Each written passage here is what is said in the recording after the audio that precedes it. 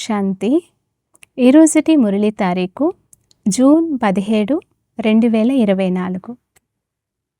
ఈరోజు బాబా తెలియజేస్తున్నారు, మధురమైన పిల్లలు, స్మృతి మరియు చదువుల ద్వారానే డబల్ కిరీటము లభిస్తుంది. అందువలన మీ లక్ష్యమును ముందుంచుకొని దైవీ గుణాలను ధారణ చేయండి. ప్రశ్న: విశ్వరచయితైన తండ్రి పిల్లలైన మీకు ఏ సేవను చేస్తారు? జవాబు: ఫస్ట్ పాయింట్, పిల్లలకు అనంతమైన వారసత్వాన్ని ఇచ్చి సుఖీలుగా చేయడమే తండ్రి చేయు సేవ.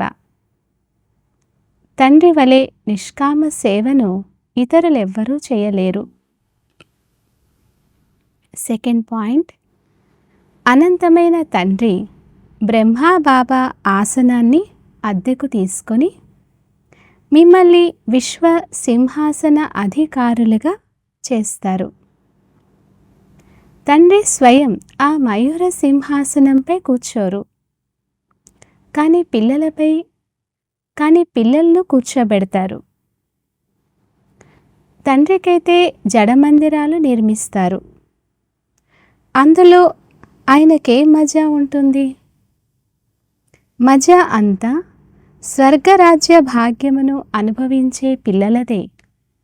ధారణ కొరకు ముఖ్య సారం. మొదటి పాయింట్, ఈ దుఃఖధామం నుండి బుద్ధియోగాన్ని తొలగించి నూతన ప్రపంచ స్థాపన చేసే తండ్రిని స్మృతి చేయాలి. సతో ప్రధానంగా తయారవ్వాలి. సెకండ్ పాయింట్, తండ్రి సమానంగా ప్రేమ సాగరులు, సుఖశాంతి సాగరులుగా అవ్వాలి.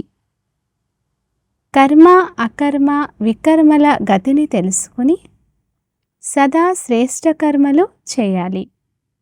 వరదానము: సదా ఉమంగ ఉత్సాహంలో ఉండి మనసులో సంతోషం కలిగించే పాటలు పాడే అవినాశి భాగ్యశాలి భవ.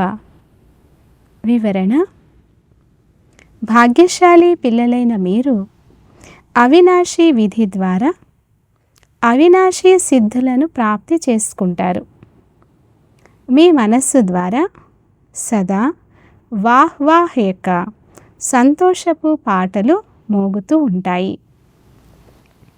వాహ్ బాబా, వాహ్ నా భాగ్యం, వాహ్ మధురమైన పరివారం, వాహ్ శ్రేష్టమైన సంగమయుగి సుందరమైన సమయం.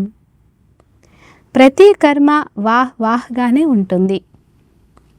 అందువలన మీరు అవినాశి భాగ్యవంతులు. మీ మనస్సులో ఎప్పుడూ కూడా ఎందుకు అనే ప్రశ్న కానీ నేను అనేది కానీ రావు. ఎందుకు అనేందుకు బదులు వాహ్ వాహ్ మరియు నేను అనే శబ్దానికి బదులు బాబా బాబా అనే శబ్దమే వస్తుంది. స్లోగన్: ఏ సంకల్పం చేస్తారో దానికి అవినాశి గవర్నమెంట్ యొక్క స్టాంపు వేస్తే స్థిరంగా ఉంటారు. ఏ సంకల్పం చేస్తారో దానికి అవినాశి గవర్నమెంట్ యొక్క స్టాంపు వేస్తే స్థిరంగా ఉంటారు. అచ్చా. ఓం శాంతి.